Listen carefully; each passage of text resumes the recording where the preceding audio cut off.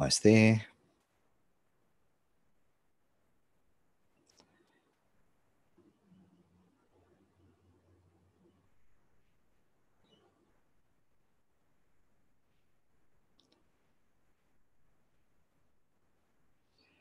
All right, cool. We are recording, so I will pause this, otherwise you'll get echo.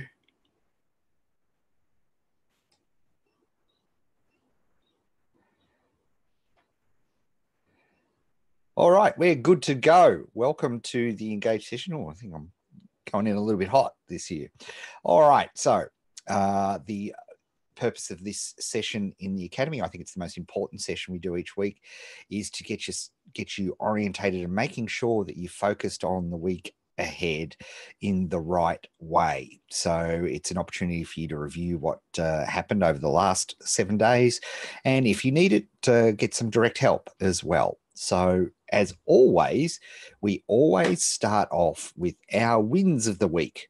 So since you started last week, what was your win for the week? I'm just going to give you a minute now. And before you type it in, remember, just to help things be organized in the chat, if you could put a W and a colon, right? Just like I've written there on the whiteboard, just so that you can so that we can distinguish what the wins are. So that is great. Very good. I'll just give you a minute to do that. In fact, they're already coming in thick and fast. Great. So what do we got? 6 tickets, closed out a partnership that was not serving me well. It's always hard to do that. I'm in the process of pivoting. Feels like a relief and a win. It is, yeah. They're powering through. This is great. I just have to, I'll hold that there. So we can do that. Picking a market to test in the fundamentals training. Well done. Good one, Steve. First draft of a short story completed. Nice.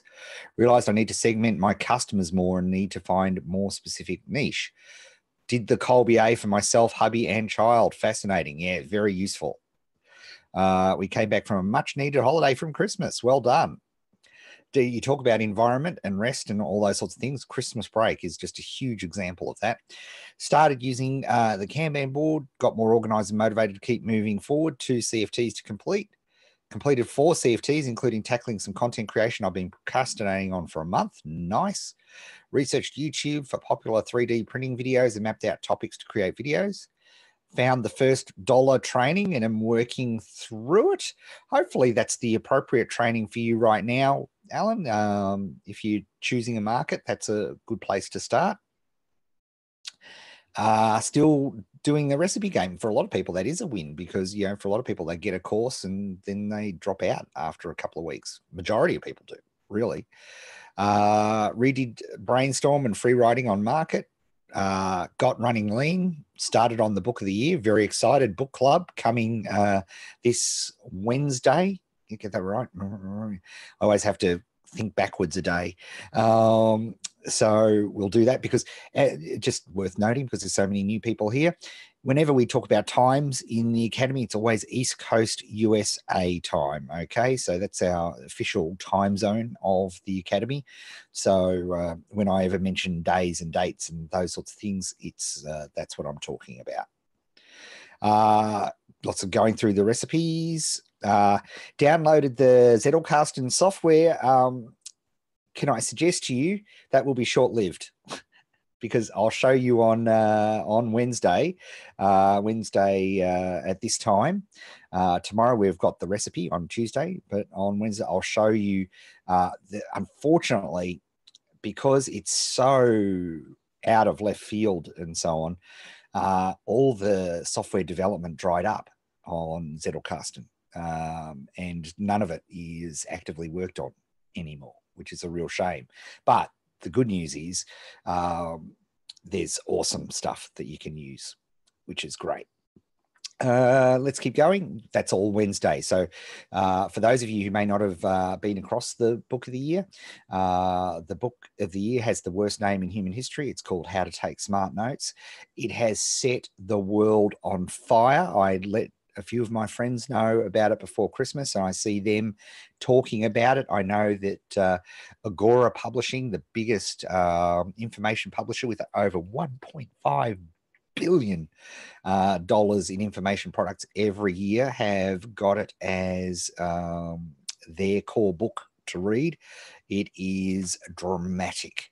It is absolutely dramatic. So join us and you'll get all the inside goss. We're leading the way in all of this. So because the thing is, the Smart Notes were developed for academics, by academics. And with just a couple of little tweaks, it's just groundbreaking for anybody who wants to be in the top 1% of their field, or copywriters. It's absolutely vital for. Very exciting. Cleaned up a lot of stuff, chose my market, checked loads of recipes. And tomorrow, speaking of, that's a great segue there, Tim, is that tomorrow in the recipe, because that's Tuesday at this time, our next lesson in the recipe is we're actually going to show how to evaluate a recipe, how to look at a recipe, how to figure out whether it's right for you, how to evaluate what you do and you don't know. It's going to be a lot of fun. So it's going to be an incredibly useful lesson. And this is going to be useful for anybody, whether you're following the recipe actively or not, because I think one of the biggest problems is the way that we go about tackling any course, any step-by-step guide, any article, any of those sorts of things is great. Do I need to start reading the book of the year before the session? No, not necessarily. Like you could watch it and get inspired and then go back and get it. I definitely think you should read it because I think it's like I've forced all of my daughters to read it before they go back to school. Not excited, they were, because it really does assemble the latest groundbreaking stuff across a whole bunch of disciplines, particularly memory, how we read, how we learn things, how we take notes. It'll for you high fact finders, it'll rock your world. So it's all very good. So lots of fabulous wins here in the chat, which is just magnificent. That is brilliant. So let's keep going. So next, talk about learning and talk about lessons. And if you haven't watched our Academy walkthrough through the which we did last week, really good idea, because I spent a lot of time going through the psychology. Why do we look at wins first? Why do we look at learns first? And why do we do all of this and how important it is for you? I'm not going to rehash that, but if you haven't had a chance to do that, then it would be a really good idea to do so. So what were your lessons during the week? And as always, I like to reflect while you're putting yours in the chat.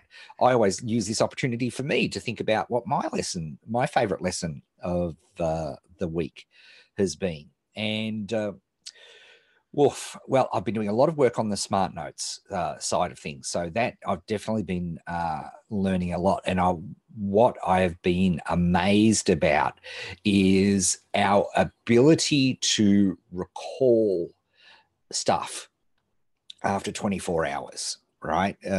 So just by taking the littlest note, our ability to record that has been really impactful. But then the little tweak to it is that I read in those of you who've been following along know that I've been reading the Homo Sapien, Homo Deus trilogy of books, and they are fascinating books. And one of the, looking at the differences and the things that separates Homo sapiens from the other species is our ability to learn via stories, right? And our ability to relate stories. And stories enable cooperation. They involve belief systems, and I don't mean to belittle anybody's belief system, but at the end, all religions are stories, whether they're based on fact or whatever. That's I'm not making a commentary either way on all of that. But it's important to understand that they are stories. We learn by stories. We gather by stories. We group by stories. We form communities by stories. And that, to me, is incredibly fascinating. And so I learned two things out of that. One is to remind myself is to teach in stories at all times. Right? If I'm doing an Instagram 1 minute, it must be a story. If I'm doing a blog post, it must be a story. It must contain a story, a beginning, a middle, and an end. And story structure is very specific, right? That is cast in stone. And that has been fascinating. So there's that side of the story. The second thing that I've noticed when I've been taking smart notes, often I'll take the smart note of the interesting fact. Okay, so I'll take the initial note, the literary note, as they call it in Zettelkasten, and I'll write that, which is like the important point. Like, for example, stories create belief systems. So that's the interesting fact. I'd write that down. What I've found, the tweak I've made, is I've written the story. What was the story that proved that point? I'm making notes about the stories that prove the point rather than the point itself. Because if you do the story, you'll get the point. But if you write the point, often when you go back to write your proper Zettelkasten and your little note card, then what happens is you go, okay, that's the point, but what was the couple of the stories? Because you remember the point, but not the story. But if you write down the story, just take a note of like the history of lawns, for example. If I think about the history of lawns, it's easy for me to understand what that point was, right? Whereas if I'd done the point, I wouldn't have figured it out. Anyway, lots more of that on Wednesday, but that is what I learnt. So make the note of the story, not the fact. Let's have a look. What about you guys? Lots of learnings. Clearing out some tickets on my home Kanban board that have been there for months helped me have more energy to work on my business. Yeah, it's very important. You know, I do occasionally isolate a project out, like I did for my 30-day project, and did a separate project Kanban board. But as a general rule, my Kanban board has everything on it because nothing happens in isolation. You know, work-life separation, in my humble opinion, is highly overrated. And we need different environments to do our different activities. But we'll talk a lot about environment this year. Don't you worry. So yeah, mate, that makes sense. Taking time off with the family is sometimes key. Yes. Real time off, though. You know, we've forgotten how to actually get real recuperative rest and energy building. And also, ironically, our best ideas come from this deep rest. And so that is a huge thing. And if you think about it, taking time off with the family, often it means going to somebody else's place. You literally move environments, and it's that moving environment that is key. So that is really interesting. If you haven't figured it out, you know, it's so many important things with the academy and the squad is all about, you know, learning and understanding how to work. You know, we often follow the steps and why we should work a particular way that we do. We've got lots of roadmaps in our lives, right? We've got lots of courses, lots of things that are available to it. For goodness sake, just in the stuff that I give you, you've got stacks of courses, right? But it's how we execute on those and why we execute on those and all the elements of that around it, the thinking process, the energy processes around those things, the time processes around those things are actually the things that make it far more effective. Be Here Now rules out entrepreneurial panic. Yes. And as we get into our needs section, you'll hear me often say, you know, a lot of times people are either having entrepreneurial anxiety or entrepreneurial depression, right? They're thinking about all the things they missed out on doing backwards. That's what I do. I definitely have a sort of entrepreneurial depressive type nature. And there are others who have entrepreneurial anxiety. They're worried about, 7 steps down the track, what if this happens? What if that happens? And they're nowhere close to it. So being here now is crucial to being an entrepreneur that executes. Makes a big difference. Kanban requires personal discipline to be successful, yeah, you still have to do it, but we're trying to do everything to make it a minimum viable process. The reason Kanban is so successful is, you don't even have to open a book. You don't even have to open a diary. You don't even have to open a piece of software. It's there staring you in the face. And that is absolutely key. So hopefully that works. Best lesson is to limit my work, putting my 7 tickets into practice for academy and limiting my work in full-time job instead of having boards full of tickets at the end of each sprint. Very important, right? Because then you just take you take an enthusiasm hit, you don't score any dopamine for on your business, and your brain will get you to do something else. You'll just drop off. Reminder of how valuable 50-minute focus finder is. Oh yes, I did mine during the week. That was a good lesson too. Every time I come back from a break, I do a 50-minute focus finder, and it is so good. 2 exercises that help my lower back. I need to get back to my power-ups. Yeah, see, this is a thing, right? Energy stuff. Like if you've got a sore back, it's very hard to create some great blog posts or Instagram posts if you can't even sit up, right? So all of these sorts of things are so big. Too optimistic on how long tasks take and how many CFTs I can get done with other calls on my time. Daily retrospective and keeping score is helping me get better each day, right? Totally, right? What we measure, we manage, right? The good old Edwards Deming. And it's so true, right? It is so important. Using Slack, fundamentals and checklists fit me perfectly. 7184. Setting up my environment has made a huge difference to workflow. Yeah, big impact. So excited about all the work going on in environment. Highly recommend Sapiens. Isn't it good, Tim? It's a great book. Even if you have 7 days completely free, no charge, balance life with work and use the board and tickets. That is a great, right? In fact, I would argue that it's even more important then, and I find this for people who finally are able to quit their day job and work fully focused on their academy project. It's more important than ever to maintain that discipline. And I'm saying this to myself, right? Even me, right? I need to make sure I focus on it. What do we get?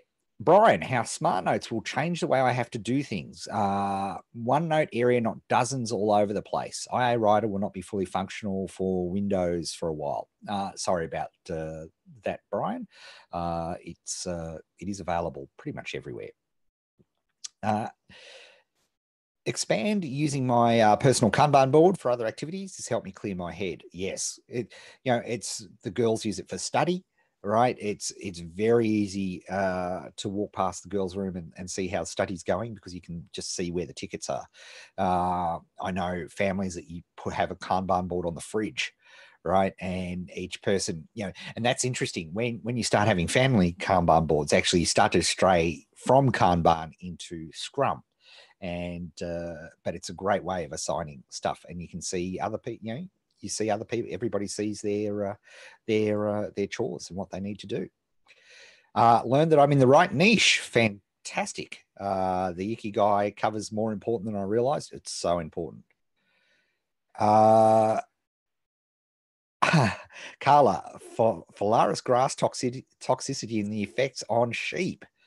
There you go. That is a great learning. I'm excited about that one. Great writing stuff from John Burningham's book, How to Be a Writer. Yes, love that book.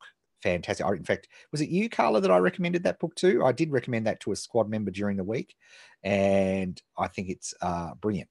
Figured out a tech issue that I've never done before. Well done, Elizabeth. 1 hour blocks of time are super valuable. And we didn't pull the 50-minute CFT out of our butts. Right? There's a very specific reason for the 50 minutes because here's what we know. Science tells us, and only over the last couple of years, mind you, this is very new science. Science tells us that particularly a beginner, when you are learning to concentrate more, when you are learning to focus and you're learning to do it because you didn't learn this at school, right? You didn't, everything's we set up at school. It's not your fault. Everything we set up when we learned to learn, which was at school, unfortunately, is completely 100% out of date, right? For the vast majority of us. right? Unfortunately, I think some schools are sort of getting their heads around this now, but our ability to focus and work for a beginner after 50 minutes, the science tells us your productivity falls off a cliff, right? It just literally plummets. And so that's why we use 50-minute blocks. As you get better, as you practice this and you do, months and months of 50-minute sessions, there are times where you can actually extend your practice outside of that. But I never do, because I want a 50-minute time is a great reward period. If you do 2 or 3, that's 2 or 3 dopamine possibilities, right? Because if we don't get the chemicals in your brain working the right way, you've got no hope of making this business a success, right? If we don't get that cocktail right, you've got no hope. And people may think it's really weird me talking about these electrochemical reactions in people's brain is the key to business, but that's how it works. Everything that we do is governed by a bunch of a chemical mix inside your brain. And sorry, neurologists who are on the call and are flipping out right now about my mixing up of terms, but you get the gist, right? And that is everything. It is everything, right? And understanding that and understanding how to trigger that. Why don't we use some of unfortunately, the reasons we do potentially inverted commas negative activities? We don't have to force ourselves to play a game of Clash Royale. We don't have to force ourselves to sit down and watch an hour of Top Chef. We don't have to do all that. What if we didn't have to force ourselves to do an hour of CFT because we can't wait to do our CFT? That's all chemicals in the brain, right? That's where it all happens. So it's very, very, very important. Yeah, be happy that I did the CFT even though I did not finish what's expected, and use that knowledge for the next time. How do I write that, right? How do I write that ticket next time so I do give myself a win? Right. So, and, my favorite is just time boxing an activity. If I know an activity, like, for example, creating the marketing argument for a piece of copy, it's going to take way more than 50 minutes. If it's a long form sales letter, it could take 30 CFTs, right? But here's the thing. If you do, okay, I'm going to do a 50-minute block of working on the marketing argument, then you've got the win. You've got the tick. You've got the little timer going off and the little dopamine hit. The bell going off is important. Why do they have bells going off in casinos? Why does your iPhone ding at you, right? There's a reason, right? There's deep psychology involved in all of this. So same with this. I'm a rather relaxed fella, but don't confuse my relaxed methodology of teaching with the fact that there's hardcore science behind everything that we do here. Okay. No, here we are. Sorry.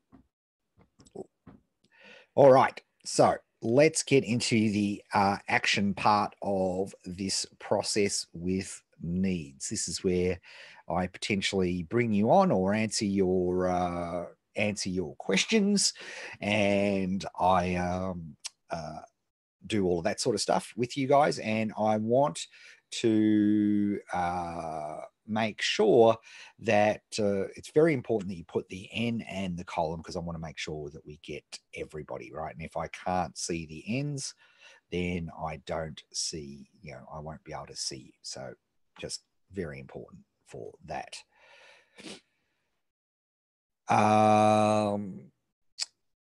Okay, let's have a look here. So first one is John. So let's, I need that.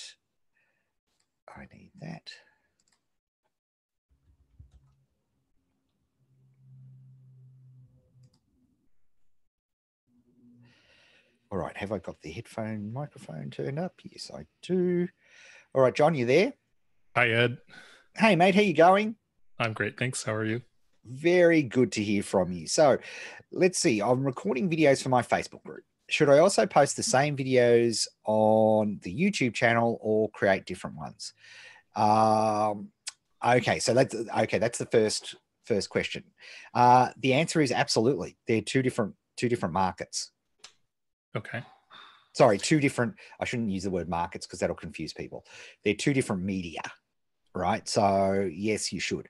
Where there's a potential, here's the thing. Here's where there's a potential problem with that down the track. Right now, it's not important at all. Once you build a massive fan base of people for your thing, you will want to separate your YouTube videos from your Facebook group videos. Okay. And why is that? Because I get entrepreneurial anxiety. So if I don't ask you, I know you do. On the YouTube ones, eventually they should be more teasers, right? To the more full content that's in the group. No, I hate teasers. No, seriously, if you're watching something on YouTube, right, and you say, oh, here, but to get more here, you have to go over here. That's just an annoying customer experience. I never hold back. Never, ever, ever. Right? Okay. Never hold back content. Now, there's one place where sometimes you do have to hold back content, and I don't get angry about it. Right? And that's Instagram. Right? Because if you've only got a minute on the video, right, sometimes you do have to say, hey, if you want a more detailed explanation, you should pop over to X, Y, or Z. Okay. Right? Because it's literally a format restriction. So your customers go, oh, okay, that's fair enough. All right, that you do that. So specifically for right now, you should absolutely post your YouTube videos and your Facebook group videos on the, you can post the same videos, not a problem. Okay. Right? Because not only that, it's a good test, right? Where do you grow more subscribers? Where do you get more views? There's some fascinating information that you can get on each. Okay. So there's no downsides, only positive ones. When you get mega big, right, in 2 years' time, then there is a downside because you are punishing your greatest fans who want to follow you everywhere by just putting the same content and spreading it everywhere. Okay. But that's not an issue for you. Right. Right. So now the second part of this question is there a training you recommend for promoting a YouTube channel? The best training that I've seen for promoting a YouTube channel is just gone from my head, which is terrible. Oh my God, I can't believe. Hang on, it's coming. I'll tell you what, start put that question on Slack because I'd love to hear from other squad members because the most recent training I've seen for YouTube channels is probably a little bit old, right? So I'd love to hear from other squad members what they're seeing part of roadmaps as well. Okay, will do. All right, so post that as a question. Welcome back, JW. Thanks. All right. Here we are. Let's get rid of John. See you, John. Okay, next.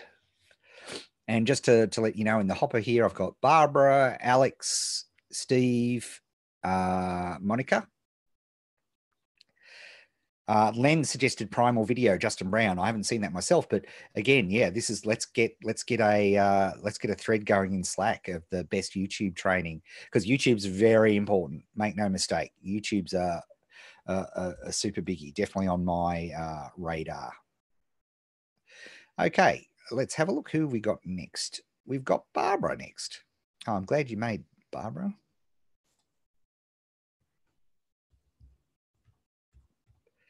Oops. Here we are.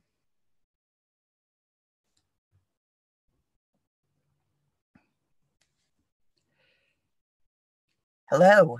Hey, Barbara, how you going? Good. How about you? Very good. I'm super glad you were able to jump on here actually so we could clarify because we're having a discussion in Slack and you thought you're on the right track and I questioned whether you were on the right track.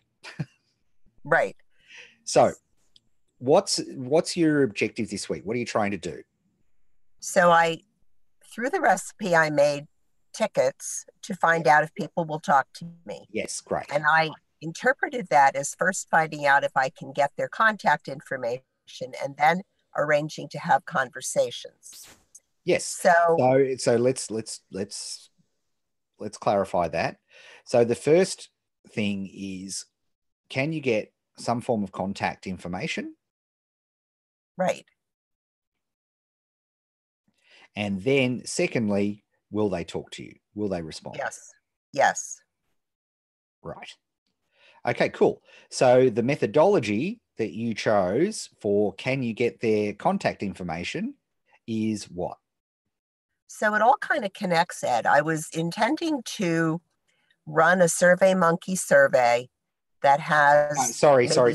What's the roadmap that you're using to get their contact information? So you're using like ask methodology or?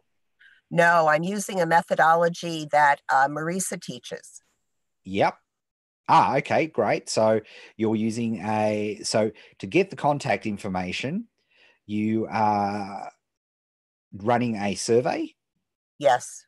Okay. And in that survey, they'll give you their contact details. Right. So the survey is represented as anonymous, but they're given an option if they'd like the results of the survey to leave their contact information. Okay. And I had really good results the last time I did that. Mm-hmm. Cool. Okay, good. All right. So how are people going to see this survey? So that was the other part of the conversation we had. I will run a Facebook ad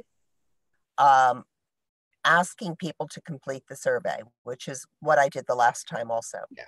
Okay, cool. Okay, good. So that's a good, legit way of getting contact details. Now, what I was thinking to do, and it kind of combines what Marisa has taught and what you're teaching, is to, in addition to saying at the end of the survey, if you'd like to receive the results, enter your contact information, also frame a question in a way that encourages them to set up a call with me and direct them right from the survey to a Calendly link. Yep. And then only if that fails to get me the people I need to have the running lean conversations with, yep, would I then follow up with a second ad that is just designed to get people to actually get on a call with me. At least that's what I was thinking. Yep, I've got no problem with that at all. Okay. Why did you think I disagreed with that? Well, because I think you commented that the survey wasn't the way to go, and I feel more comfortable with a survey where the thing I give them as a reward is the results of the survey rather than building a Sage document. Yeah, or running an ad directly to the... See, and this is the important part of the recipe, right? Is what is your strength? What is your comfort? You have had personal success with doing surveys, getting emails, and running this process that you described. Yes. Yeah, so I've got no problem with that. And this may have been confused on Slack, you were talking about, you asked a question about Facebook groups. Yeah, I asked whether I should post the survey in Facebook groups that I recently joined. Some of them don't seem to have prohibitions. Yeah, and so that's where I had a problem, right? Because that's super slow. Okay.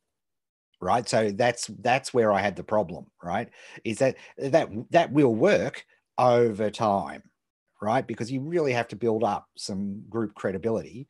Like if you just came into one of the groups that I'm running and you said, hey, fill out my survey, I'd delete you and flick you out of the group faster than you can say Father Christmas, right? So yeah, the last time I did it's just slow. I agree. The last time I did it, I didn't post the survey in any groups until I asked the admins on a private message. And that takes time. Some of them said yes. And that's correct, right? You absolutely did it correct. It's just time. The whole point of the recipe is how fast can we knock off the absolute key components of what we have to do to build that business in 68 tickets. So if you are comfortable with this process, it matches exactly the core requirements of what we need to do. Can we get contact information? And what's great about what you're doing is you can you can play with different parts of this, right? If the survey doesn't work, you could try going direct to a Calendly link like I did. You could try that. You could try various parts of this. But at the end of the day, you're going to a call and you're going to have the running lean conversation, and that's the fastest way to do it. So we're 100%. Sorry if there was any confusion. It's just that I don't think you should do any work whatsoever on any Facebook groups. You shouldn't spend any time in them until you've determined, will they talk to me? Yes. Because then you can say, okay, I'm going to invest time in this. Gotcha. That makes good sense. Yeah, beautiful. All right, good. Thanks, Barbara. Thank you very much. All right. Cool. And see, that's why coming on an Engage call is very handy. So we can do this. Next is Alex.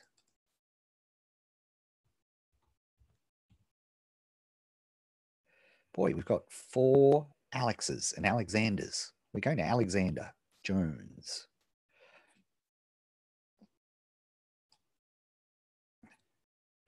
So Alex puts here, my very first recipe ticket to identify sound criteria for evaluating markets on Instagram using a Udemy course, very specific, bombed. So I'm hoping to get some guidance to debug the ticket so I don't burn a lot of time looking for a solution. Well, you only hopefully burnt 50 minutes, but Alex, talk to me. Hi. Well, first of all, it's great to have this service, Ed. Thank you. Because otherwise, in the past, I would just be running in circles. So, Correct. but so I made the ticket. I made several tickets, and I went through Udemy, and I found a course I thought would help. And so for my first ticket, I actually started doing the course, and then I discovered it did not have the content I needed. Okay, so Alex, first of all, let's take one step back.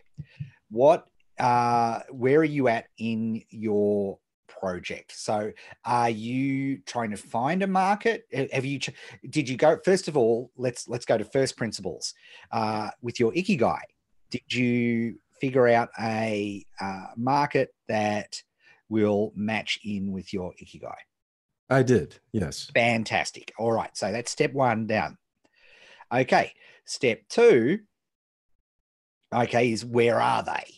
Right, so this is the sort of the where are they, where does this market hang out? Right. And does that match in with the market that you're comfortable with? So you mentioned Instagram, so you're trying to figure out whether they hang out on Instagram and you're comfortable with Instagram. That was your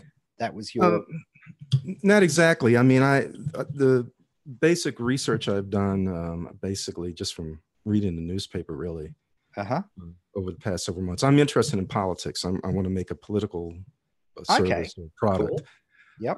And the data I have is that Instagram can be very effective and has attracted a lot of people in politics. In fact, the Russians got the most traction on Instagram in their political attack. Well, that's no surprise to anybody who was in the academy all these years, because as I've been pointing out for years, once if you can sell a product really effectively using these social media services, it's only a matter of time before people figure out for politics that it's the same thing, regardless of your particular orientation. All right, so it makes total sense. Okay, so you've got your market. It's politics, and the first step of any market, right, is we need to why are we doing this, right? So why are we doing it? And it was like I was talking with Barbara, right? Can I get information?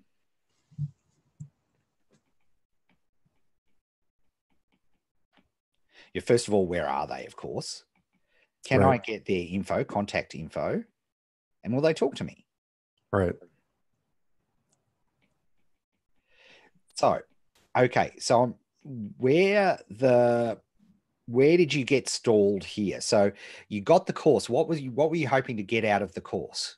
I was looking for some very specific data on metrics to use to evaluate markets, because I'm thinking that, well, politics is a huge market, and I'm going to need to drill down to find a niche within the market. Yeah, you need to find the group of people that you want to work with.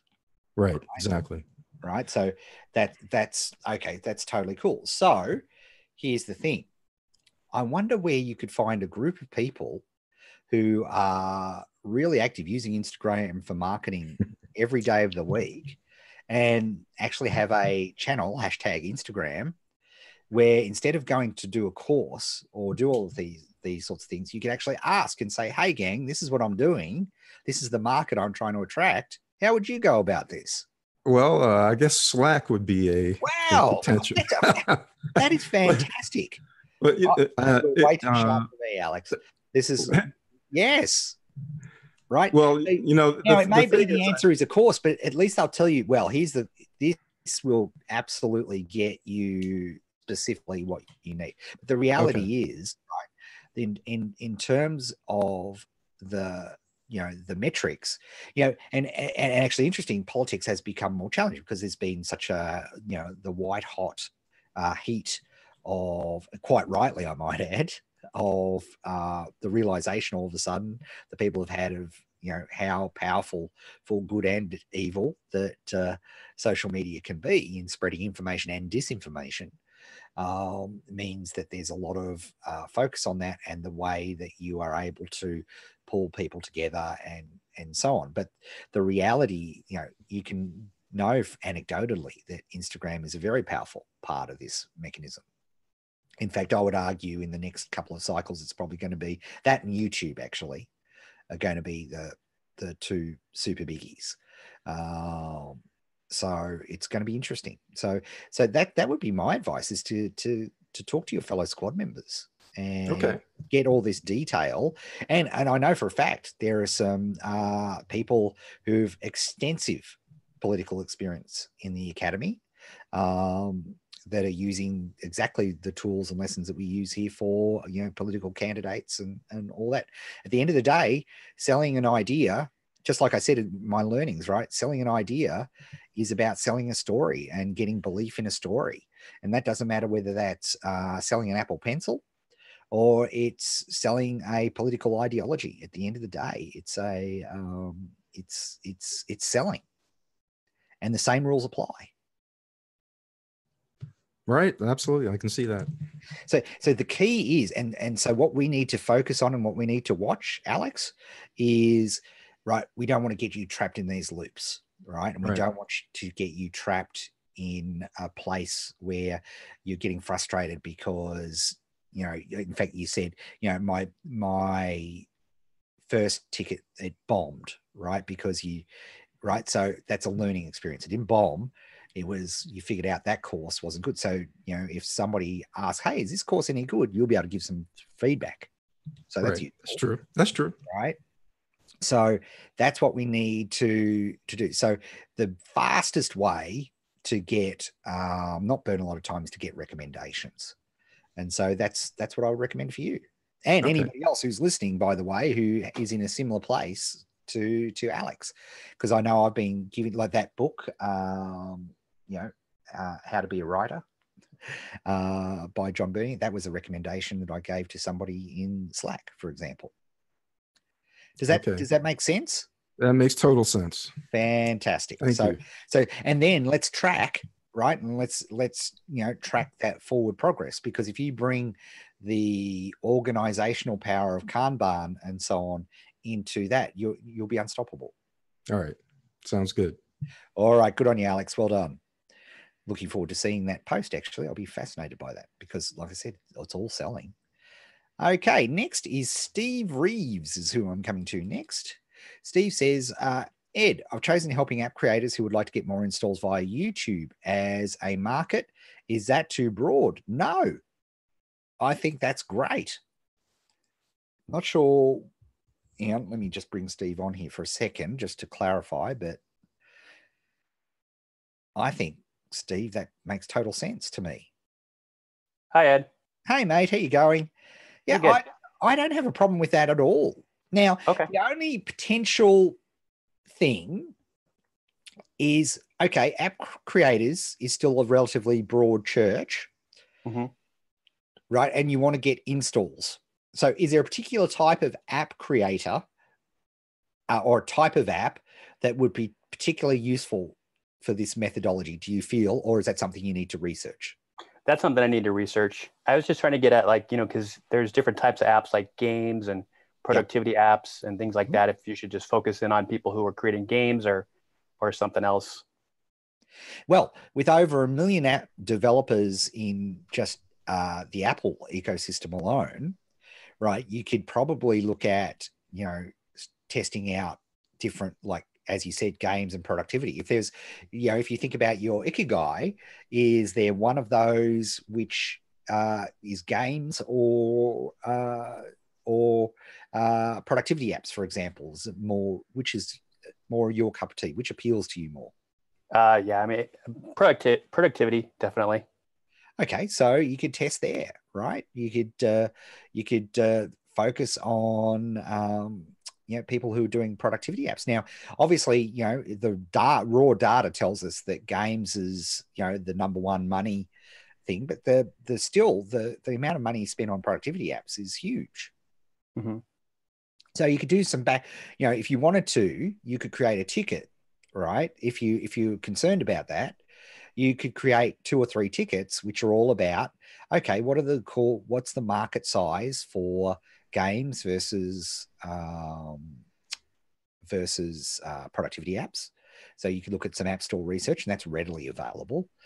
And then you could also do some research on, okay, well, who's doing well in YouTube, right? In the business of helping app installs, like my dear friend Trey Smith with Builderbox on the game side, right? He's using all this stuff magnificently to help people develop apps.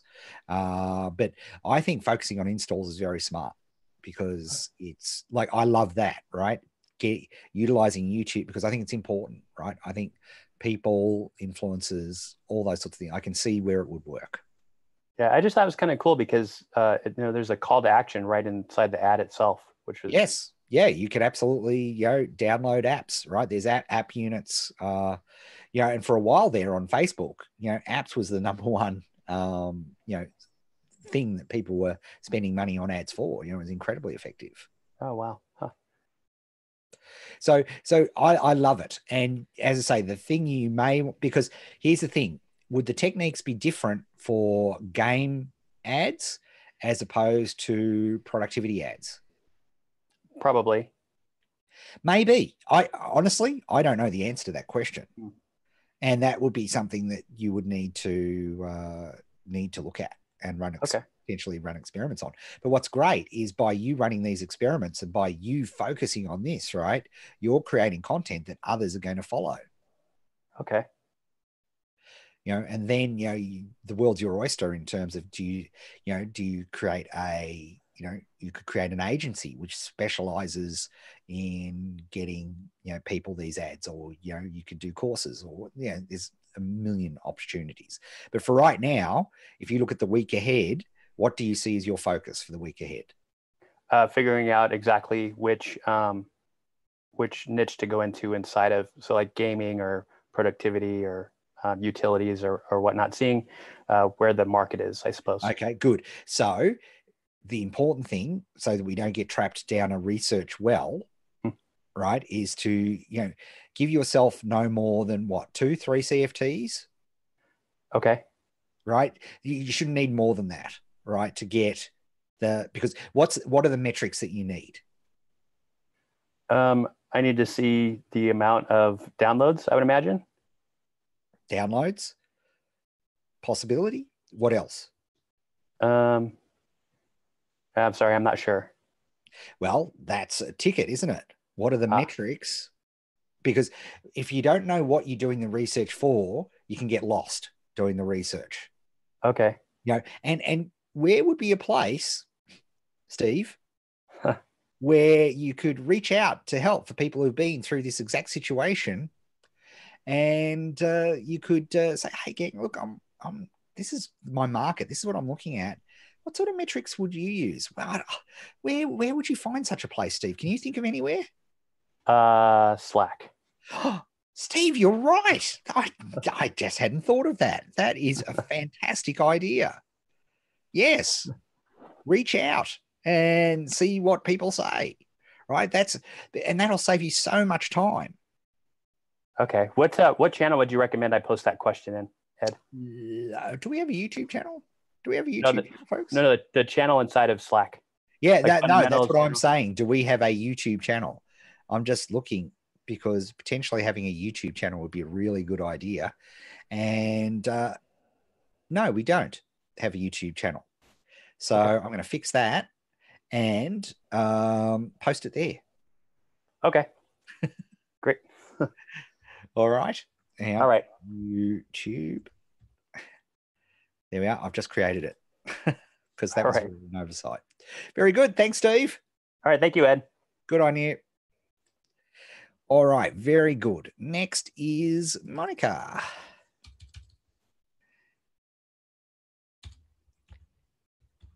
And let's just go down my list. I've got then Andrea, Colin, Tim, Gary. All right. So, Monica, allowed to talk.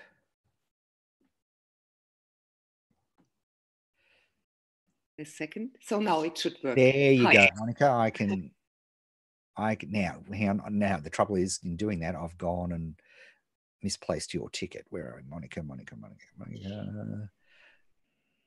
It's about my one-on-ones. I'm finally about to sell. Yes. Great. So what's your question? Yes, my question is now that I have everything in place and I know this thing is going, I need to choose my next product to sell. I still have my productivity course on the shelf. Yes. And I was thinking, shall I do like an online workshop day up front, or shall I simply finally sell my course? Right. Okay. So what I've drawn on the screen for people here is sort of like a product mix chart, which Taki Moore is the person I got this off. And typically when we're looking at a nice product mix, particularly to start out, we've got a free awesome thing, which we use to get email. That could be a million different things. We have some sort of paid product, which is typically hands-off. So, you don't have to, eventually the recipe will be this for me, right? It's not very much not that now. You guys are all getting the super beautiful hands-on and crafted version of it. But ultimately, I'll be selling the recipe and it will be it'll probably be probably a $4.97 style product. And that'll be, it'll have an evergreen marketing system. I won't have to do that. And then for me, my product here, right, is the Academy. Okay. So for me, the top of my product mix is the Academy. That's the thing that I want to, focus the most on. And people who go through the recipe, I would like to think are going to be very likely to want to be in the Academy. That's my product mix. So let's have a look at you, Monica. What's your product mix at this point? I tested a few freebies over the course of time. And as I'm working with Kanban with my clients, so every one of my clients has a Kanban board. Nice. In the office, I modeled your idea to do a free Kanban course. So this is ready. It works. I give that a thumbs up.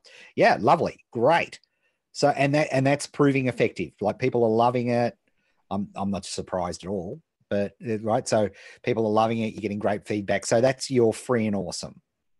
Yes, but I not yet. I just have finished it, the course. So it's just ready, so to speak. Okay, cool. So great. That's your free and awesome. Okay, good. Right. Now let's go to the other end, because I think this is the other, so you mentioned one-on-one. So your one-on-one, so is that the thing that you like? If you look at, if we were to wave a magic wand 12 months down the track, right, is the one-on-one the thing that you want to be focused on over the next 12 months, and that's the thing that you want to make as your top end product? Not No. really. No, it's not, because I can tell in your voice, right? Okay, so what is that? One-on-one's a cash flow thing, right? Absolutely. I will focus the first 2 months in one-on-ones to have me kind of a cushion. But then in the long term, I have to be there 150% every. It's a lot of money, okay, on the one side, but it's a lot of work on the other side. Yeah, absolutely. And okay, not everyone. So what's this going? What do you hope in the long term this is going to be? Frankly, I would like to do a mastermind in the long term. I thought it's an academy style thing. In the end, I do want it not as detailed. How shall I say? It's my poor English. No, that's all right. No, I completely understand. So, and the reason I asked the question is that we figure out, right? If we figure out this, right, we know that one-on-one is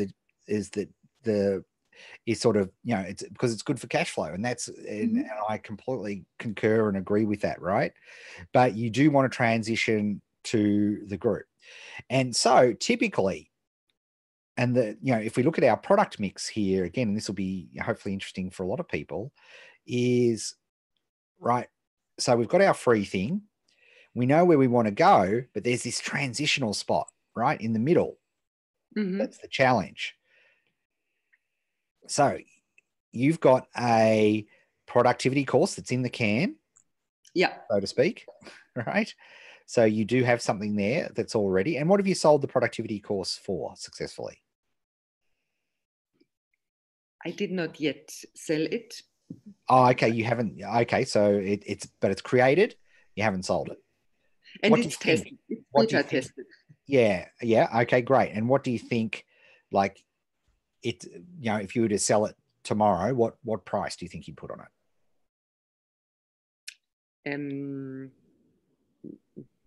I would like to sell it for $597, but I'm not quite sure whether it's possible, because Michael Hyatt does his course for $197, and it's a gut feeling that I should be below 200 euros. Okay. Yep.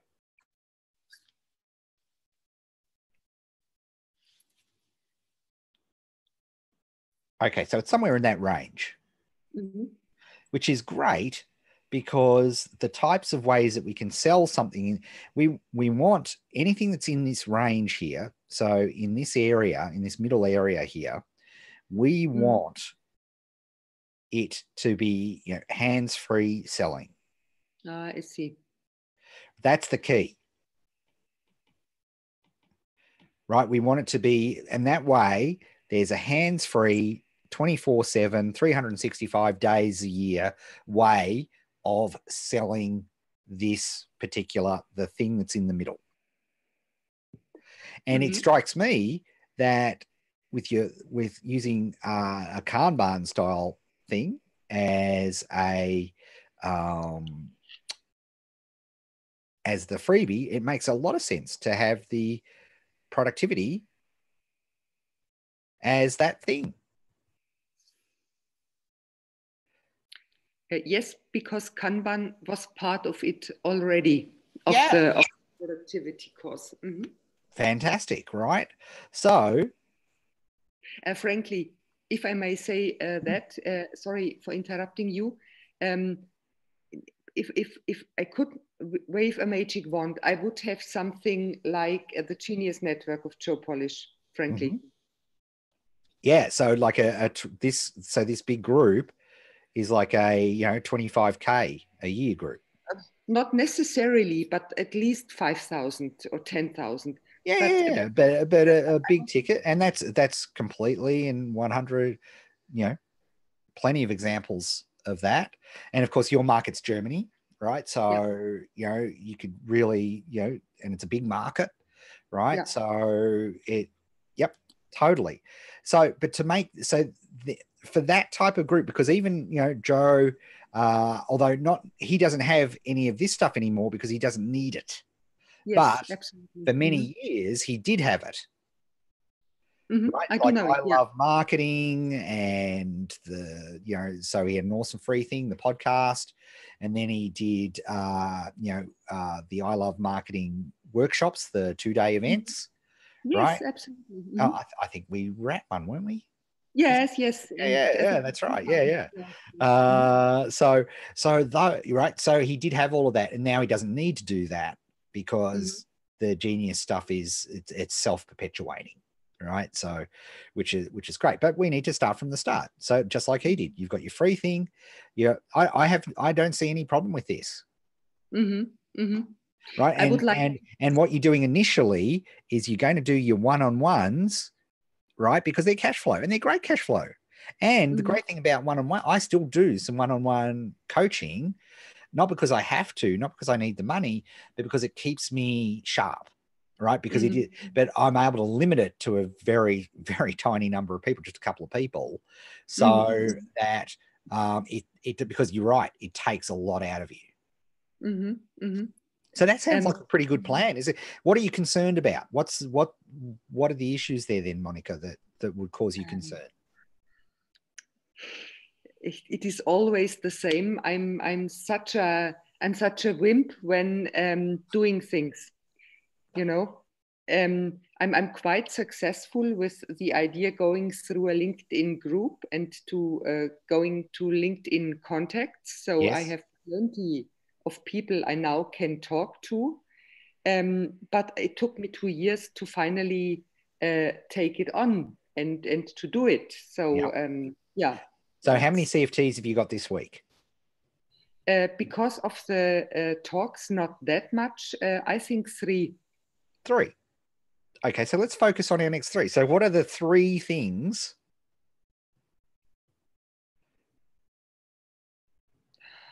for the 3 50-minute sessions to move this plan forward? What are the 3 things we're going to do?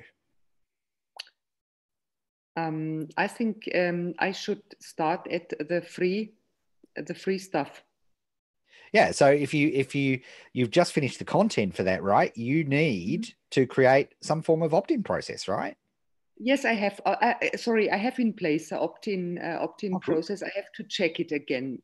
This is not the final version of the copy. Well, yeah. So that sounds like, at least a couple of CFTs, if not 3. So at the end of this week, does it make sense, given that you've got so the content's complete? This Kanban free course is complete. Yeah.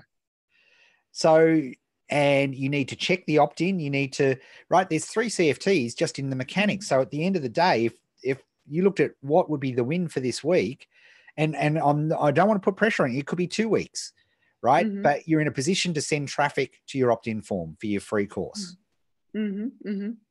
Yeah, and I in fact I did a few LinkedIn ads, but again stopped after having some results. But that's the topic for the next week, I think. That is exactly right. For right now, you've just got to get this yellow part is key, right? That's the first part that's the first part of the equation. Yes, and speaking from Slack, I easily could show the copy in translation, but I could show the copy. Yeah, and keep in mind we've got quite a few Germans in the academy now, and it would make a lot of sense to reach out so that you can help each other evaluate the copy in in German. Yes, absolutely. So thank you very much. Thanks. No worries. Good on you, Monica. Thanks. All right.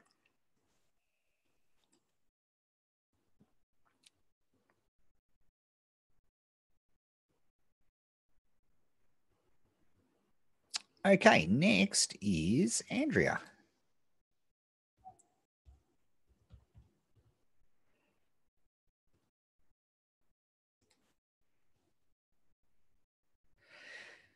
Okay, let's have a look here. Andrea, I have selected to experiment with over 50 professional women who need to lose weight. I'm more comfortable producing a SAGE document tested on Facebook. Do I follow your SAGE outline to the letter? I produced ebooks before, but they are over 20 pages. How important is the length of a SAGE document?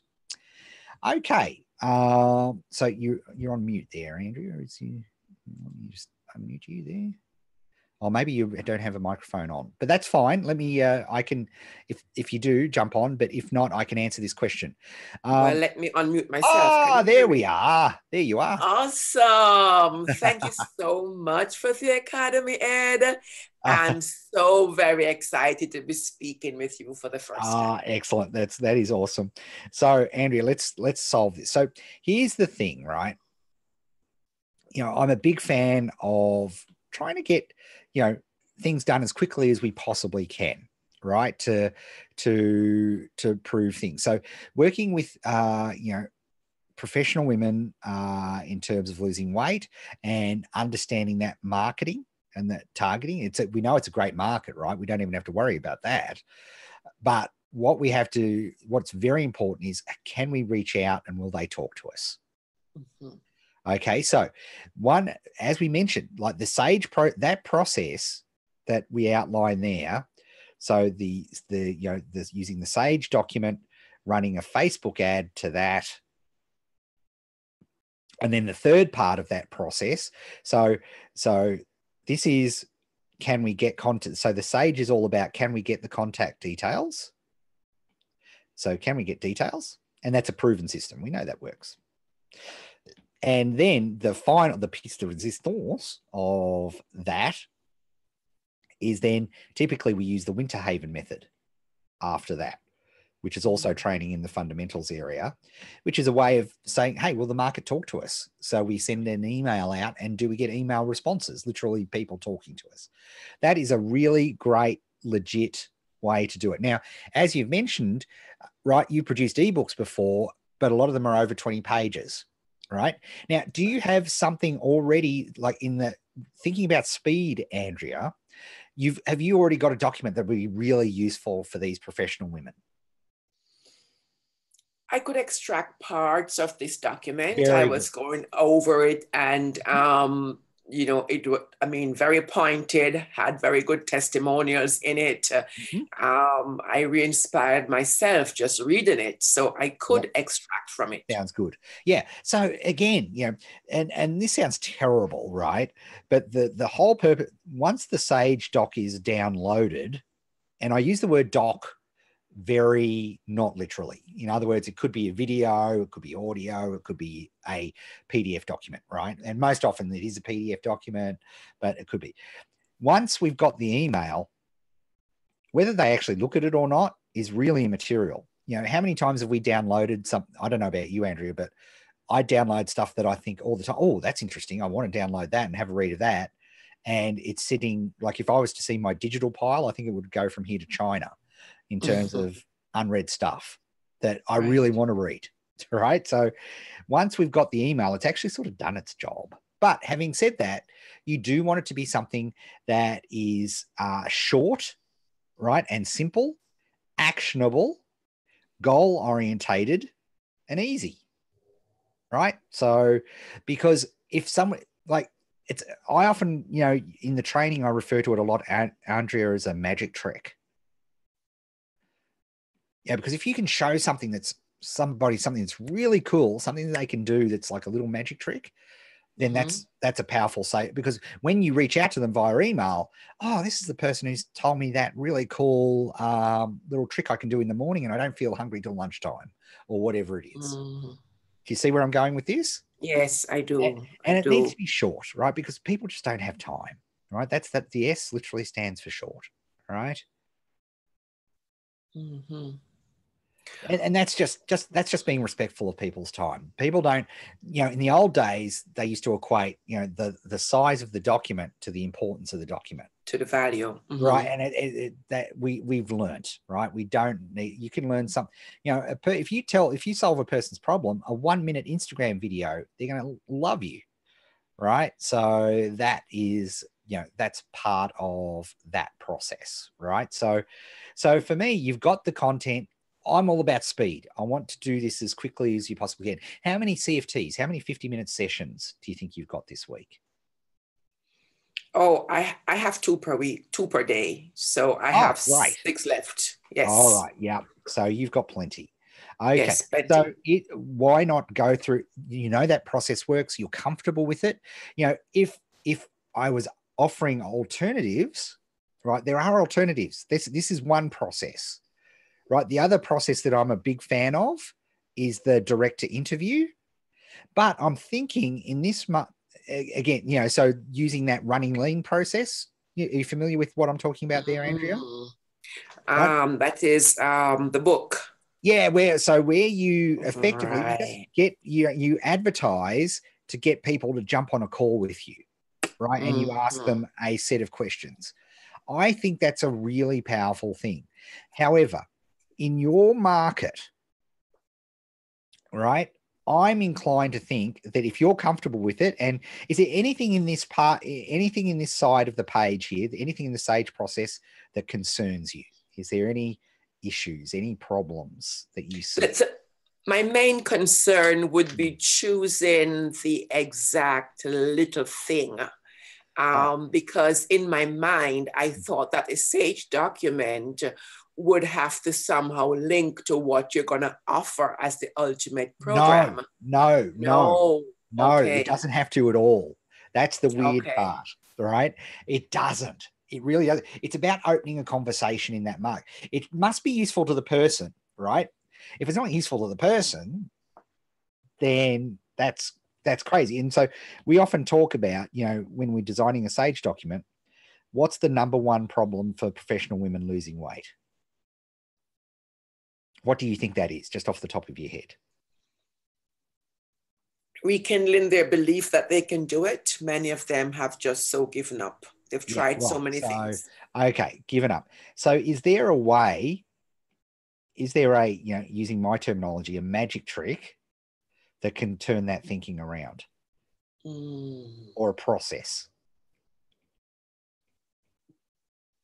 I have to think about that. So that's one thing you could do, right? That's one way. But that's giving up, that's some heavy lifting, right? To move a person from giving up to ready to try again. Right? There's no question. There's some heavy lifting there, right? So it's, so I would, look at, if somebody was having a conversation with you and they said to you, Andrea, I've given up. What, the Sage document should be that conversation, right? It could even be it could even just be giving empathy, right? They're not alone, because there's a whole bunch of, pardon me, there's a whole bunch of emotions that are attached to that. But here's the thing that I want you to come away from. I want you to spend one CFT deciding what the topic of your Sage document is going to be. Okay. Right. That's one 50-minute ticket. Right. Give yourself the constraint of that, because here's the thing that I need you to understand. As long as it's relevant and they'll click on it, right, it's done its job. You don't have to think too hard. And like I said with Alex and Steve, hey, Andrea, I'm wondering if there's a place. where you could go, where you could get feedback about what you're doing. Absolutely. There is. Where would that be, Andrea? Tell me. That would be Slack. Oh my goodness. You're so right. Yes. There you go. All right. So let me ask you one other question. All right. I'm going to ask in Slack. I'm going to do one CFT.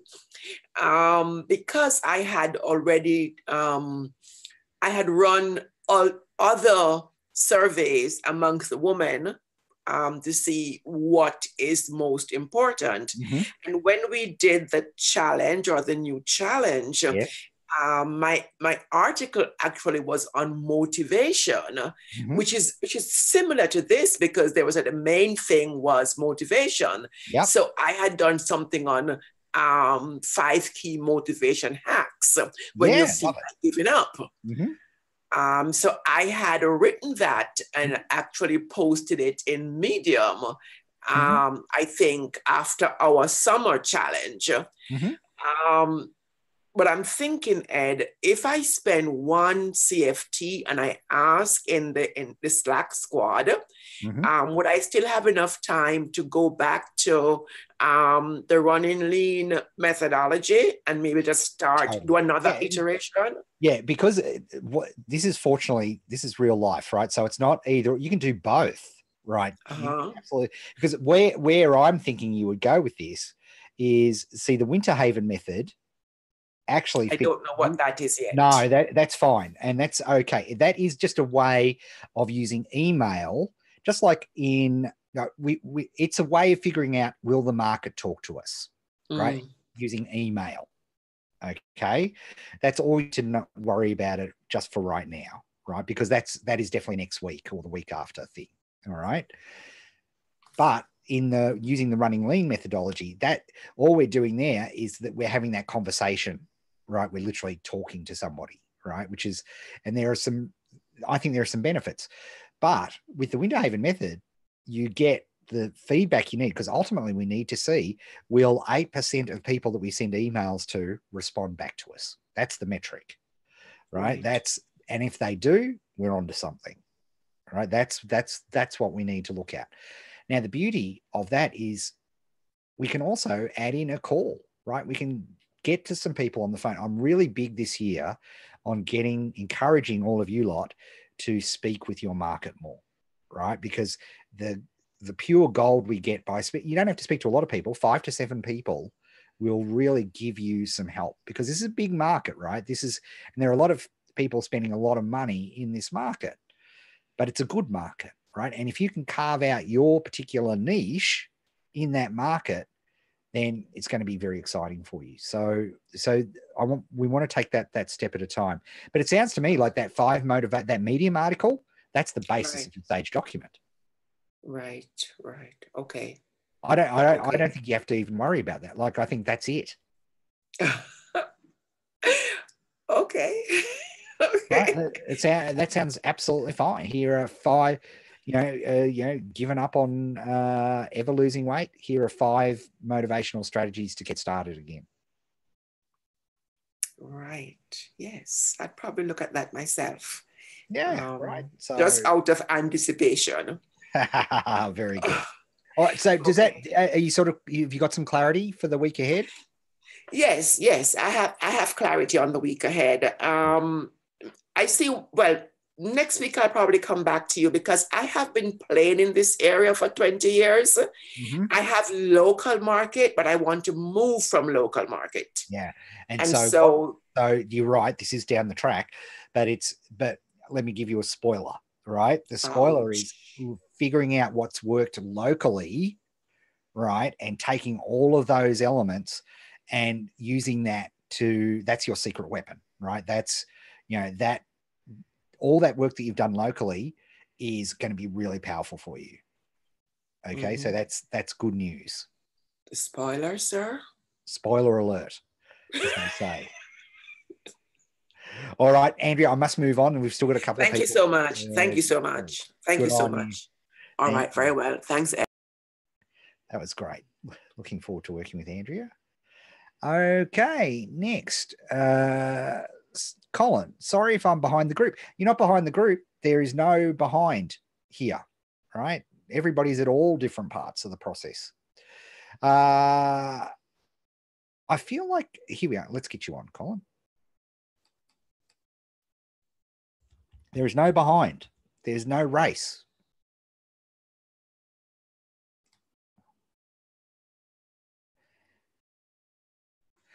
So in my exercise are too broad or too wide reaching. I'm about to search for markets that match, but could use some assistance fine tuning. Fantastic. Colin, you there?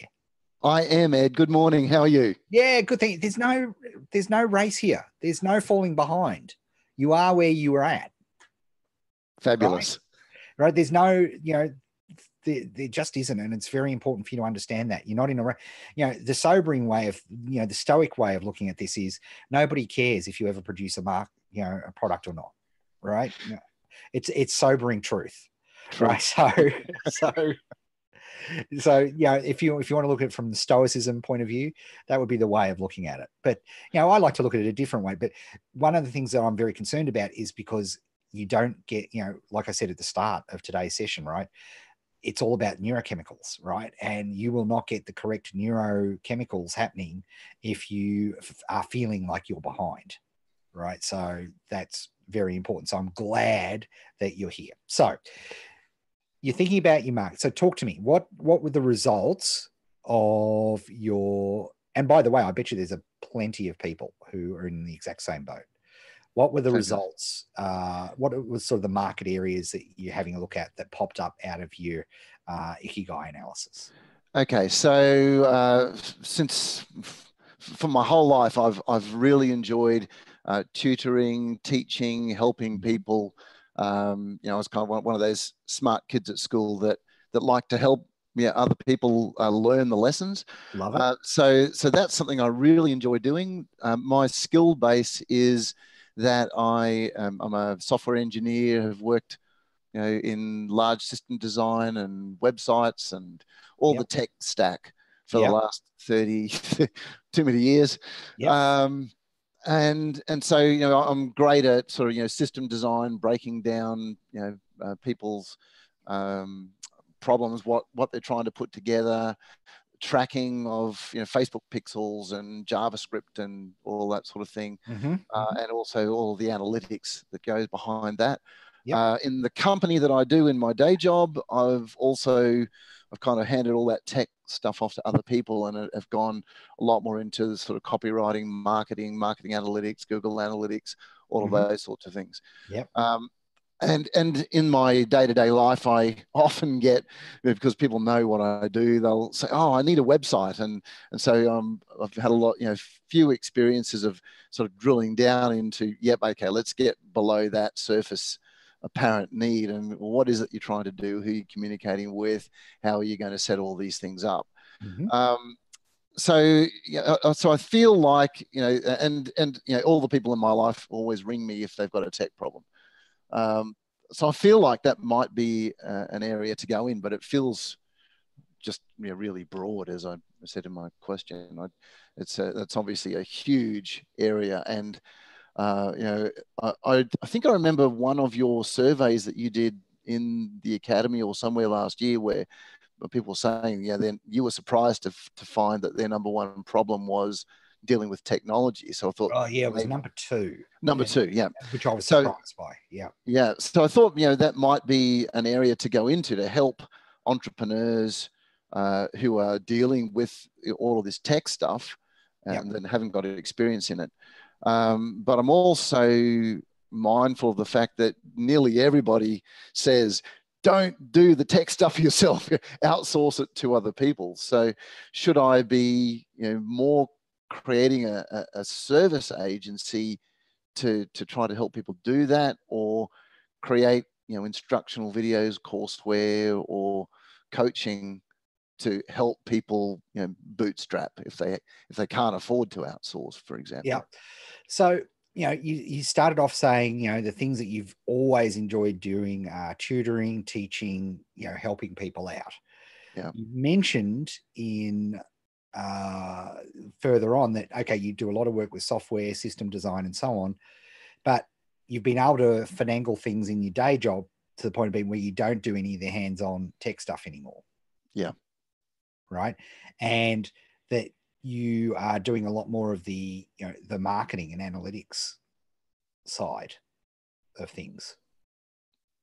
That's right. Okay. And got a strategy development and product innovation, that sort of thing. So what you haven't put in here, and what I'm interested too, is what areas of interest do you consider system design an area of interest as well, or what are your hobbies? What are your things that you really enjoy doing? the things I love doing the most are like playing guitar and performing, that sort of thing. Yeah. I love reading and learning, and especially anything to do with social psychology and decision making, influence. Sounds frighteningly familiar. Yeah, all of those.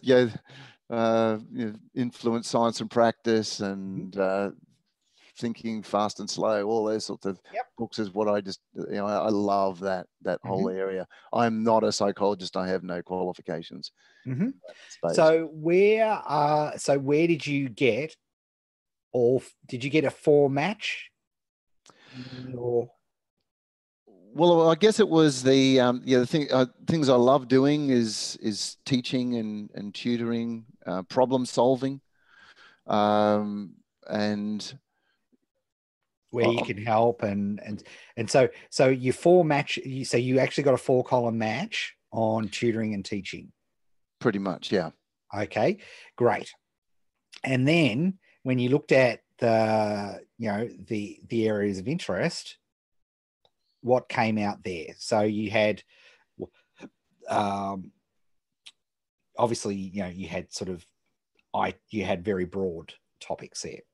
Yes, yeah. So a lot of the sort of IT, website development and design, but also okay. So all of a sudden you've website development or design. Both of those, yeah. And when you say design, what do you mean? As in design or structural design, and the sort of copy elements and communication and segmentation funnels, conversion paths, all those sorts of things. Yeah. Because we're not thinking about products right now. This is really important for you to understand. All we're trying to figure out is, will the market talk to us or not? Right.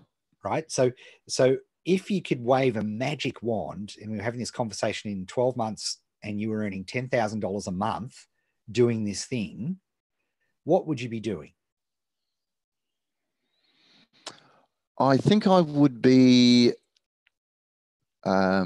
helping startup or small business people identify, who their how to reach their market or create their online presence. Right. Okay. So more on the design side of things. So you mentioned small business. What type of small business? Look, I've got some people that I know that are in, for example, beauty salons and hairdressers, Ayurveda coaches, so retail, some yoga instructors. So they're all people that have got their own specialist area of knowledge, but they know nothing about online tech. Yeah, right. So which one of those is most interesting to you? That's a good question. It's not a life or death situation here. It's not like I said to Andrea, right? It's not like you're, it's you're not going to explode if you pick the wrong thing, wrong choice here. It's just, out of what was it, Ayurveda and yoga, which is more interesting? Probably the Ayurveda side of things. Okay, great. But I also know that there are a gazillion, beauty salons and hairdressers and things scattered around. Did I ask you how many? I don't remember. No, you didn't. I remember asking you, what did you enjoy? What did you like? Yes. Yeah, and that would... Because we're doing, we're just getting a market to figure out how to get onto the next stage. Right. Whether the market works or not, who knows? Who cares? Okay. Right. But what I care about is moving you on to the next step. Yes. Right. Because whether, and probably forgot about this in the very start of the recipe, we talked about, emerging and, the concept and theory of emerging market, an emerging idea. And it comes from the research that, 93% of startups that were successful were not successful with the thing that they started out with. Right. So Yes. we have this emerging and deliberate strategy. So you must set a deliberate strategy. Sitting here over here and twiddling your thumbs about what's the perfect market is you don't even get to starting line, right? So by investigating how many Ayurveda practitioners there are worldwide and starting to get an understanding of that, what's the size of that market, and is you setting upon the path of your deliberate strategy. Brilliant. Right? That's it. And then what emerges out of that, who knows? Be exciting to find out. But what I do know is if you're over here spinning your wheels, we'll never find out because you haven't got a deliberate path to go down. For sure. So this way, and you're not wasting your time because you're moving forward, you're progressing, you're learning all the processes, you're getting into the market and actually, seeing if you can get some of these Ayurveda businesses to put their hands up. And would you, and they've got special things. Just like if I go into a florist and say to a florist, "Hey, can you get me some? Do you want more business?" And they say, "Oh, go away. You're the 8th day." Right. But if I go in there to that florist and say, "Do you do weddings?" Then all of a sudden it's VIP treatment. Yes. Right. Because that's their crack cocaine, right? That's the ultimate client. So what's that? What's the equivalent of do you do weddings for Ayurveda? I have no idea. You might. I don't at this point. Well, then that's the research. So you give yourself, and that's, if you want a roadmap for this, it's the week 3 and 4 of the fundamentals training. Brilliant. Right. So practice it on that, on Ayurveda and just see what comes out. Yeah. And then what we would like to do as soon as humanly possible is get some practitioners on, and you mentioned, I think a couple. Yes. Right. Is take them through that script, the Running Lean script. And, you'll get incredible insight into the market and how you can potentially help them. Great. In terms of the Running Lean script, I've just bought the book on Kindle while we're on here. Is there a better resource? And I will ask the group, but is there a better resource for learning that script process? Is it very similar to the Lean Startup by Eric, whatever his name is? I think it's 100 times better. Right. I'm not a huge fan of that book. I'm a huge fan of the process, not a huge fan of that particular book. Yeah. I think it's full of fluff.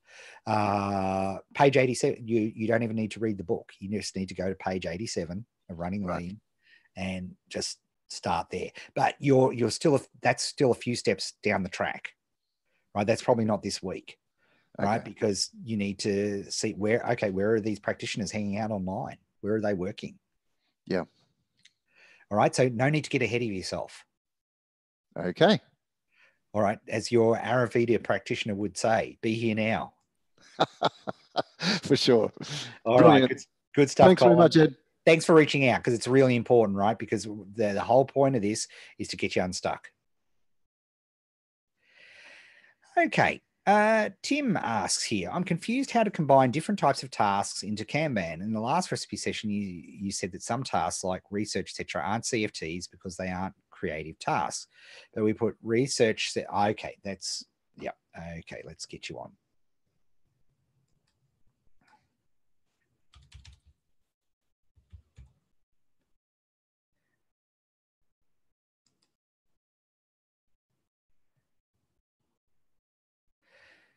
All right. Hello, Tim. Ed. Hey, Tim. How you going? I'm fine, thank you. Very good. Thanks for hanging on there. And let me explain this. Let's see how I go. Okay. So what's a CFT and what is not a CFT? When you are starting out, when you are a beginner, everything is a CFT. All right? Okay. So whenever you're starting a process, everything is a CFT. All right? Now, I'm a master chef professional practitioner. What I'm doing right now, speaking to you, and what I've been doing for the last 90 minutes is not a CFT. It's my job. Yeah. Right? It's the thing that I do week in, week out. I'm good at it. I have to pay attention. It doesn't mean that I disrespect it, but it's what I have to do to deliver my business. Okay. So it's not a CFT, because I could, in theory, do it with my eyes shut. Yeah. I suppose my question really is, there are all those things that you've got to do, and they are part of your day. So do they go on the Kanban board mixed in with the new things that you've got to learn to do? And no, this isn't on the Kanban board. Right. Because it's a scheduled event, right, that I just have to show up to. Nor is answering email, going into Slack. They are not CFT. They do not go on my board. Okay. They're tasks I just have to do every single day. So, but what about tasks that aren't sort of scheduled at a particular time, but you still got to do things? Such as? Well, yeah, there might be some research, or there might be, you've got to email a few people. You've got to remember to do it. And it could easily get lost if you don't put it down. Well, research typically sounds like a bit of a CFT task. Yeah. Right. Research is like if I'm researching something specific, like I was for, say, the Instagram project, like how to get traffic for Instagram, then that's CFTs. I've never done it before. Right. So that is a CFT. It's a ticket, and it goes in the process. I'm following a recipe. Right. Yeah. A master chef, if they're baking a cake, you would say, okay, create the base, butter, flour, sugar. Right. And they would produce a perfectly acceptable cake base. Yeah. But if you're a beginner following a recipe, if I told you that would be a disaster. Because you don't know how much flour, how much sugar, how much butter. Yeah. How long do I cook it for? Right. So that's the distinction. So, and there's nothing that, CFT, when you've got an established business, CFTs relate typically to building that business, right? The building, because what a lot of businesses get into trouble with is that they get into trouble because they don't do their marketing. They spend 100% of their time just doing the business of providing and delivering the business and the customer service. Yeah. What you've got to do is get that split to 80-20, right? So, because if you're not growing, you're dying, right? So it's very, very important for existing super established businesses to have CFTs relating to, testing new marketing experiments, new different ways of getting traffic, all of those sorts of things they're the types of CFTs I have, right? But producing this or answering email, no, there's no unplanned email answering. Are you kidding? I just don't go to Slack when I feel like it, right? I'm required. I'm paid to be there. If you're working 9 to 5 and you just go, oh yeah, I'll show up when I feel like it, you're not going to be employed that long, are you? No, but I suppose the you have some tasks that are scheduled that happen at a particular time, but there's some tasks that you've got to do today or maybe in the next 2 days or something, and you've got to put them down. You got to get around to doing them. So where do they go? Do they go on your Kanban board, or do you have a separate system for just reminding yourself of those? I have a system, Tim, and it's called I'm an adult. Right. And I'm an adult with, and I'm an adult who is able to say, okay, if I've got a spare 10 minutes outside of a CFT, what's the best thing I can do with that time? Where's the context? And it's it's a bit like the, getting things done, which is a very popular methodology. One of the things I definitely appreciated from Getting Things Done is understanding that when I do have spare time, I just ask myself the question, what's the most important thing for me to be doing right now? And I answer that question. And the beauty of the Kanban process is I often take that decision-making process out because I've got a ticket sitting there in the today column. right? And Yeah. so that's the thing I need to do now. If I've got spare time, that's what I'm doing now. But hopefully I've got a scheduled time as a CFT in my diary for that stuff. Right. So it's just not, there's either, I'm either, and trust me, plenty of hours are jerking off. Yeah. Right. That's Yeah. just the reality, right? There's plenty of time where I am just doing nothing at all of value. Right. Nothing. Right. But that's okay, because I have at least a couple of periods in each day where I am incredibly structured, incredibly focused, and do what I need to do. And so I do. So you ask, do I have a checklist? I certainly do have a check. When I start out, I have a checklist for, like, have I checked Slack? Have I gone and checked each of the email addresses that I need to check each day? Right. I do that. But then I get to the point where I don't need to use that checklist anymore. Yeah. But when you're starting out, you need the checklist. You need the Kanban board, right? You need, even answering email is a ticket on the Kanban board, right? Because you've never done it before. It's not rote. It's not a mechanical action. That's the delineation. Does that make sense? Yeah. Yeah, I suppose so. But there are things that are, that come up, that crop up, that are 100%. New things. They're not new things you have to learn to do, but they are unexpected, non-rote things that you just that happens all the time, right? All the time that happens. And then you've got to make a judgment. This is the adult part. Okay, there's my Kanban board. These are the things at the start of the week I said were absolutely the most crucial things to be doing in my business. And that's the beauty of the process. It then allows me to say, okay, here's this, thing that's come from out of the blue. It may be the best thing ever. Right. Yeah. And then as an adult, I look at what I've got on my board and I look at this new opportunity. Let's say it's an awesome thing. Right. And I decide, well, which one's more important here? Right. And that's the, because how many hours of my day do you think are scheduled, Tim? Oh gosh, maybe half. 2 hours. That's it. Yeah. Because all of this, there is plenty of time. I have plenty of time to deal with stuff that just pops up, because I know I've got the core, crucial, vital things that I've decided for moving my business forward done. But you're talking master chef level, right? When you're starting out, and particularly people who are starting out who've got a day job, who have got everything else, you need to keep your academy project very separate, because it's everything just to get 5 sessions a week. How many sessions a week have you got to work on your academy project? Quite a bit. I've got probably about 7 or 8. Okay, 7 or 8. Yeah. Right. So how many did you schedule for this week? That's my week this week. Yeah, 8.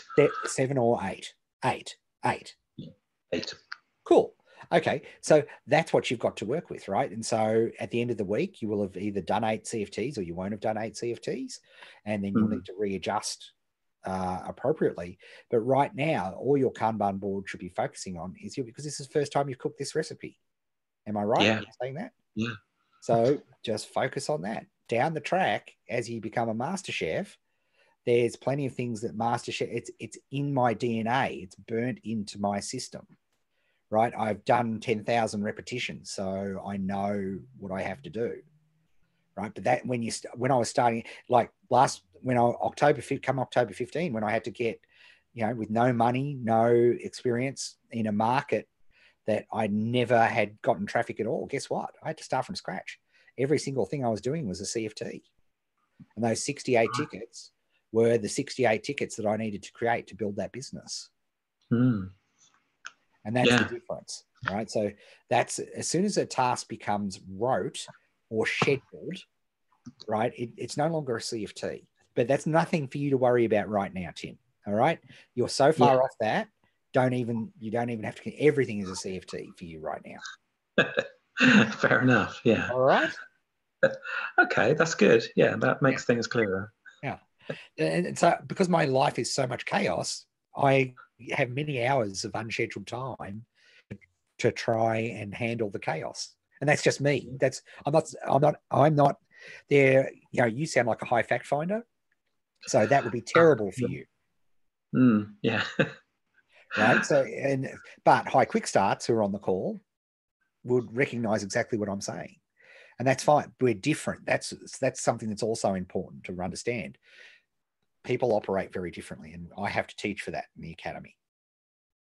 Yeah, So, I'm a sort of high quick starter as well, although I think it's sort of subordinate to the fact finding, but both are competing. Yeah.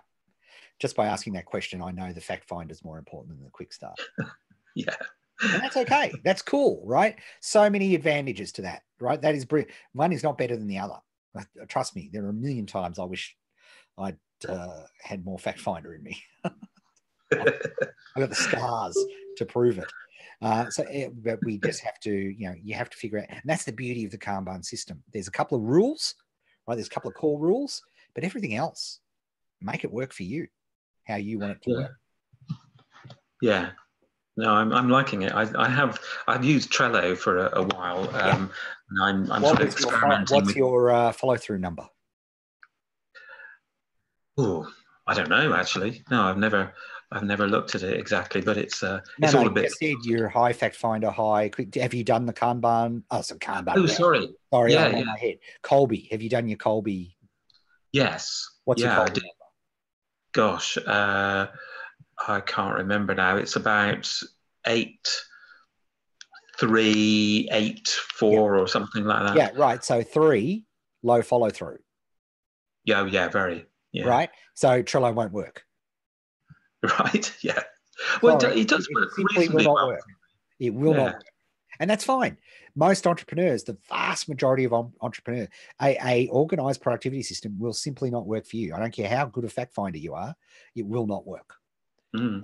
And the sooner you come to that, the better. That's why Kanban is so, because it's visual, it's in your face. You can't avoid it. Right? Yeah, I have created a physical board now.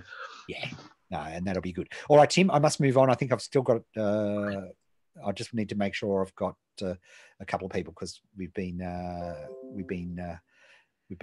going a fair while here. But that's great. Yeah. More than happy. Thank you, Ed. That's great. Thank you. Okay, let's see. Have we got?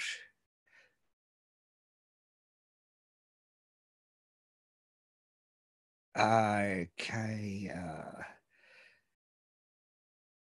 Tim asked, is my target market is business, not consumer? Is the methodology the same? Yes, it's 100% the same. Question, what are the best free research sites? Many sites give limited info. Ask in the Slack channel. That is very good.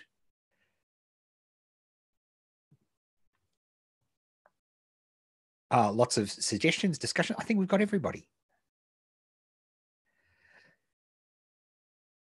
Yes, Kanban is for your project, and hopefully it's only one project right now.